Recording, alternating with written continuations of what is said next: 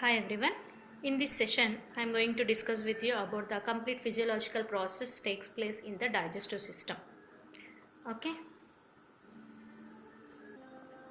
So, in this digestive system physiological process, the first step is started with the mouth. So, first we'll see what happened in the mouth after taking of the food. And taking of the food through the mouth is called as ingestion.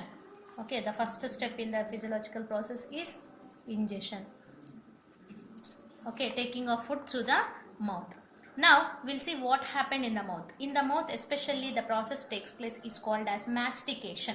Okay, mastication is nothing but cut and crush of the food by the teeth and mixing with the saliva in the mouth is called as mastication. And by this mastication, the food forms the bolus. Okay, the food turns into a smooth slimy substance called a bolus.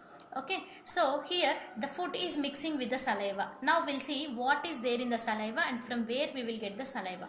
The saliva gets secreted by three pairs of salivary glands. Okay, already we discussed about this in the anatomy. So we have three pairs of salivary glands in the mouth, and these three pairs of salivary glands produce saliva. Okay, this saliva is produced by salivary glands.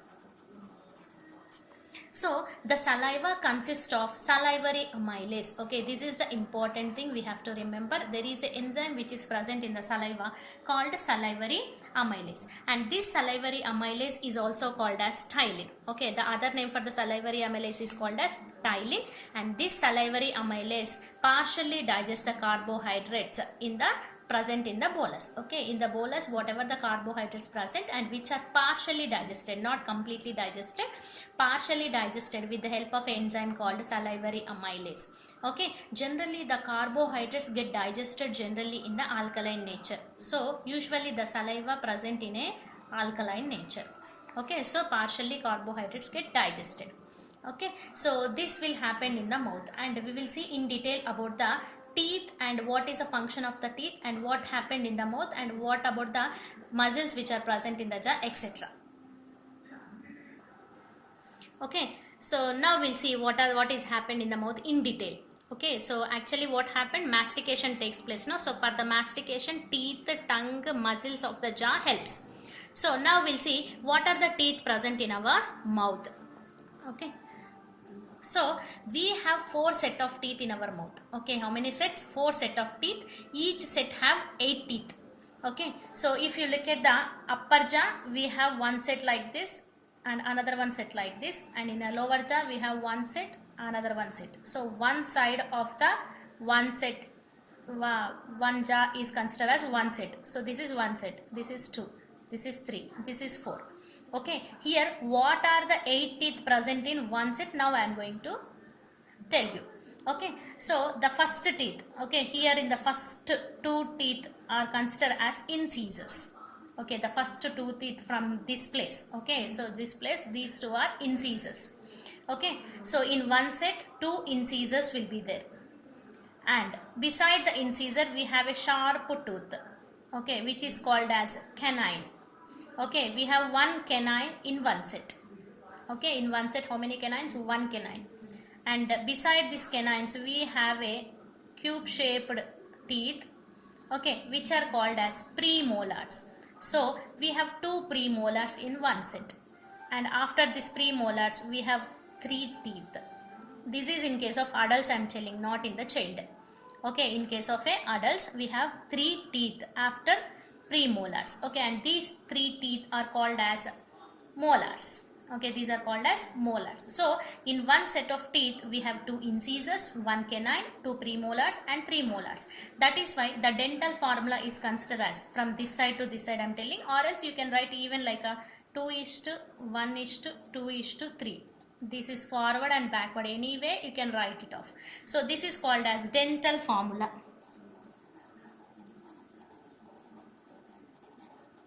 Okay, so what is our dental formula means? Either 2:1:2:3, or you can write from opposite side also 3:2:1:2. Okay, these teeth present in one set of jaw. So here one set we consist of 8 teeth. So here also one more set 8 teeth, 8 and 8, and complete 8 fours we have 32 teeth in our mouth. Okay, so this is in case of adults I'm telling. Okay, so in the child we may not observe 3 molars. In child generally there are 2 molars are there. That is why in the child here one missing, here one missing, here one, here one, so 4 missing. So finally in the child 28 teeth are present. Okay, so this is of the dental formula. So is the dental formula, and now we'll see the function about these teeth. Okay, and these incisors will help for the biting of the food. Okay, incisors help for the biting of the food, canines help for the tearing of the food, premolars help for the crushing and grinding of the food. Okay, so and with the help of all these teeth we will get easily the crushing, grinding, tearing and biting of the food, and finally that is considered as a mastication. Okay, and that is nothing but the mastication. And how can we bite and how can we tear and how can we crush and grind means with the help of the smooth muscles which are present in the jaw. Okay, so we have some muscles in our jaw which are called as some surface muscles which help for the biting, chewing actions during mastication, and these surface muscles are under control of the 5th cranial nerve. Okay, who will control these movements of the jaw? 5th cranial nerve will control this movement of the jaw. Okay, which help for the cutting, grinding, crushing, tearing and biting of the food. And tongue also, which is present in our mouth, also help in the mixing of this food with the saliva and also evenly spreads throughout the food in our oral cavity, which is nothing but the mouth. Okay, for the spreading of the food in the mouth and for the helping for the mixing of food with the saliva, the tongue will help.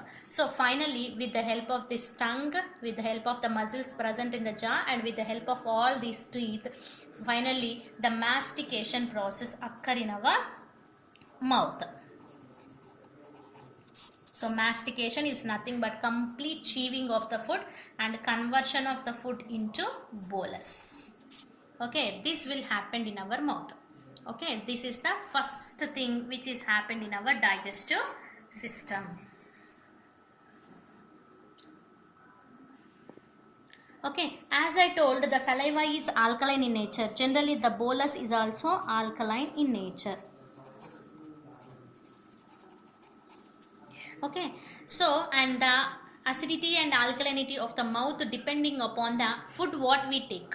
Okay, so if we will take acidic food, then our mouth shows the acidic pH, and if it is take alkaline food and our mouth shows the alkaline pH. But generally we can say the saliva is alkaline in nature. Okay, the saliva is alkaline in nature. Okay, so this is the thing happened first in the mouth. Now the food is turns into bolus. Okay, now this bolus will enter into the stomach through a pipe-like structure called esophagus. The second structure which is present in the next structure which is present in the digestive system, through the pharynx, the food will enter into the esophagus, and esophagus is a pipe-like structure which help for the transformation, which help for the transfer of food from the mouth to stomach. Now we'll see what happened in the esophagus. Okay, this esophagus will help for the transport of food from the mouth to stomach. And what happened in the esophagus, now we will see. Generally, the movement of food takes place with the help of a movement called peristaltic movement. Okay, the movement called peristaltic movement. At the end of this esophagus content, then we can easily understand what do you mean by peristaltic movement. Now we'll see what is there in the esophagus. Generally, the esophagus wall have a smooth muscle. Okay, so and there are 2 type of smooth muscles present in the esophagus: the inner layer circular muscle and outer layer longitudinal muscle. Okay, so there are 2 type of smooth muscles: inner layer circular muscle, outer layer longitudinal muscle. Okay, so when the circular muscle contract, there will be narrowing of the esophagus behind the food bolus. Okay, so if you consider this as a esophagus, okay, so here we have a bolus. Here we have a bolus, and before the bolus, here the contraction of the circular muscle takes place. Okay, this will narrow the esophagus like this. Okay, so and here after the bolus, the longitudinal muscle contracts in front of bolus, and this will open the esophagus widely. Okay, this will widen the esophagus, and this contraction of these muscles and relaxation of these muscles will help for the movement of the food will be squeezed down to this. Okay, here in front, so behind there will be a narrowing, and after there will be a widening. So the food squeeze downwards. Okay, so the food squeeze downwards. Now the bolus will enter here. Again, what happened here? The narrowing takes place, here the widening takes place. Again this will move. So the food will squeeze down to towards the stomach. Okay, like that the bolus moves in the esophagus and enter into the stomach. Okay, so this contraction and relaxation of these muscles bring a wave-like motion that propel the food bolus into the stomach by the action called peristalsis. And this wave-like movement, okay, so this wave-like movement which propels the food downwards is called as what? Peristaltic movement. Okay, and this peristaltic movement takes place in the esophagus. Okay, so in this way the esophagus muscles will help for the propulsion of the food into the stomach from the mouth. Okay, and this is nothing but the peristaltic movement of the bolus. Next, now the food enter into the stomach. Now we'll see what happened in the stomach. So stomach is a pouch-like structure which is elastic in nature. Okay, stomach is a pouch-like structure which is elastic in nature. Okay, so the size of the stomach may change according to the food what we take. Okay, if we take extra food, then our stomach will slightly stretch and increase its size. Okay, so based on the intake of the food, the stomach structure, the size of the stomach may change. So it is elastic in nature, and in the stomach there is a gastric juice present. Okay, the stomach wall releases gastric juice for the digestion. So what is there in the gastric juice means the gastric juice consists of hydrochloric acid and an enzyme called pepsinogen. Okay, hydrochloric acid, a strong acid, and enzyme called pepsinogen. Okay, generally if any enzyme mentioned with this ogen, and that is in the inactive state. Okay, it indicates it is inactive. Okay, and this inactive pepsinogen is converted into active pepsin with the help of an acid called hydrochloric acid, and this hydrochloric acid will help for the conversion of inactive pepsinogen into active pepsin. Okay, usually in the biology we can mention the active ones with this star. Okay, if we mention star over here, then that is considered as a active. Okay, now this active pepsin helps in the digestion of proteins for some extent. Okay, not complete digestion, it is also a partial digestion. Okay, it's slightly digests the proteins into peptides. Okay, so what do you mean by protein and what do you mean by peptide means the bigger molecule. Okay, so complex molecule. Okay, many amino acids, each unit in the protein is called as amino acid. Okay, each single unit is called as what? Amino acids, and many amino acids bind together into a big complex molecule, and that is considered as a protein. Okay, so and peptide means this big molecule, big chain converted into small chains, not an individual molecule, small chains. Okay, here a break and here a break. So for some amino acids are bind to form the small chains. So these small chains which are formed from the proteins are called as peptides. Okay, and this conversion of proteins into peptides takes place with the help of an enzyme called pepsin, and this conversion takes place in the stomach. Okay, so now the food formed, the bolus turns into the food called chyme. So this chyme is formed in the stomach. The food which is formed in the stomach after partial digestion of protein and after mixing with this gastric juice, the formed food is called as what? Chyme.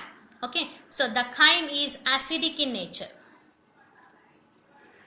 Why? Because what it contains? It contains the hydrochloric acid. So it is acidic in nature. Okay, the chyme is acidic in nature. Now after formation of the chyme in the stomach, this chyme moves into the small intestine through a opening called pyloric sphincter. Okay, so what is the opening between the stomach and small intestine? Pyloric sphincter. With the help of this pyloric sphincter, the chyme then transfer into the small intestine. Now the chyme is moved into the small intestine. Now we'll see what is there in the small intestine and what happened in the small intestine. Okay, so the acidic nature of the chyme enter into the small intestine through the pyloric sphincter.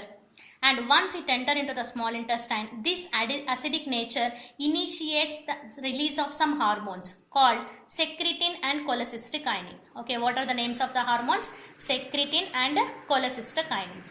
And these hormones get released in the small intestine, which is initiated by the acidic nature of the chyme. Now, the released secretin and cholecystokinin stimulate the pancreas, liver and wall of the small intestine to secrete pancreatic juice from the pancreas, bile juice from the liver, intestinal juice from the small intestine.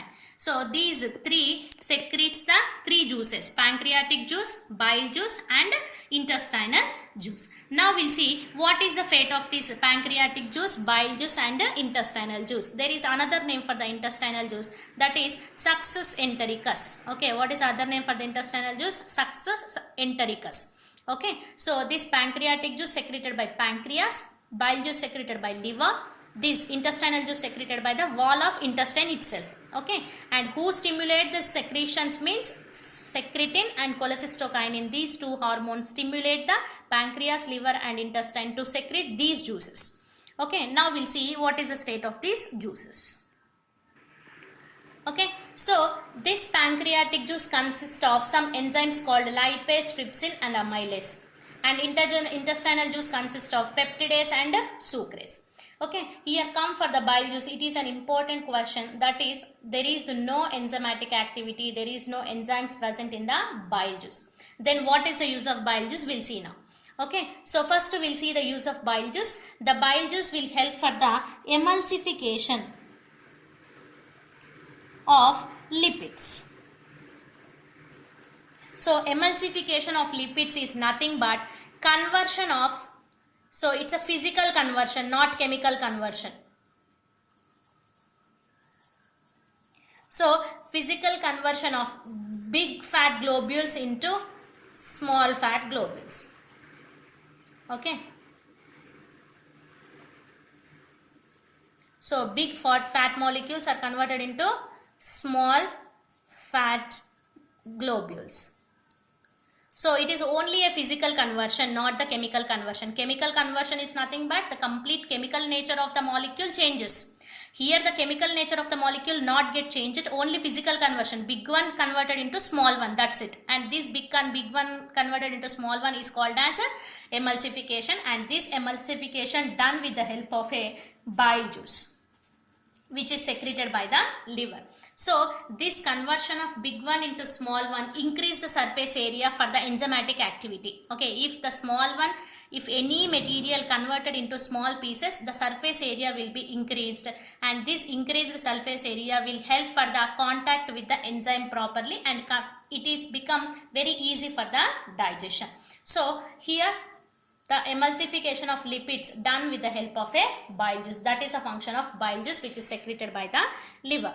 Next we will see the help of these enzymes. The amylase, which is present in the pancreatic juice, help for the conversion of carbohydrates into maltose, complex into simple. These are complex food substances and these are simple food substances.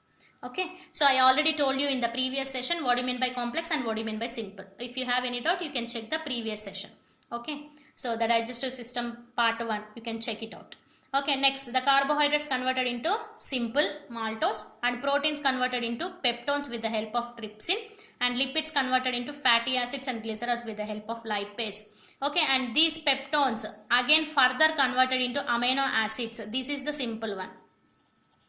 Okay, here it is not that much simple, it is also little bigger one only. Okay, and these peptones are converted into amino acids with the help of enzyme called peptidase, and sucrose converted into glucose with the help of enzyme called sucrase. These peptidase and sucrase are present in the intestinal juice. So finally what happened in the small intestine is, with the help of all these enzymes and enzymatic activity, all the maximum complex food substances are converted into simple food substances, which is easy for the absorption into the blood. Okay, so here I am not saying the complete 100% food get digested, only some extent of the food get digested, and some food will be there as it is like a undigested food material. Okay, we will see later about this undigested food. First, what happened to this simple food? Okay, now the simple food is ready in the small intestine. Now this simple food enter into the blood through the villi, which is called as absorption. Now we'll see about the villi. Okay, so the folding of the small intestine is called as villi. Okay, the folding of small intestine is called as villi. Okay, so the entry of simple food into the blood through the villi is called as absorption. Okay, so from this here inside we have the blood vessels, and from this villi the simple food will enter into the blood, and this entry is called as what? Absorption. And this villi helps to increase surface area of small intestine.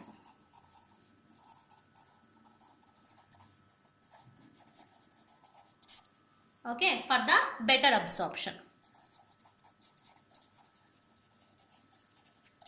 Okay, if more surface area is there, then more food get absorbed fastly. That is why to increase the surface area, the small intestine is in the folding form, and that folding of small intestine is called as villi. And this step is called as absorption. Now the digested simple food enter into the bloodstream, that will be transported to the blood toward the body. And finally, the fate of undigested food material, that is defecation. Sending of this undigested food through the anus is called as defecation. Okay, so whatever the undigested food which is left over in the digestive system has to be sent out of the body through the anus, which is called as a defecation. And this defecation occurred through a sphincter called anus. Okay, so here the anus is a part which have two sphincters, external sphincter and internal sphincter. The external sphincter is voluntary in nature. We can control, we can close and we can open the external sphincter, but the internal sphincter is involuntary in nature, okay, which is not in our control. So like that, with the help of these two sphincters, the anus can be closed and opened. Okay, so by the way of anus, we are sending the undigested food out of the body, which is called as defecation. The last process, the last physiological process which is occur in the digestive system. Okay, so by this we can complete the complete physiological process takes place in the digestive system. Okay, so I hope everybody understand. If you like my video, please share and subscribe to my channel for the next videos. Thanks for watching this video.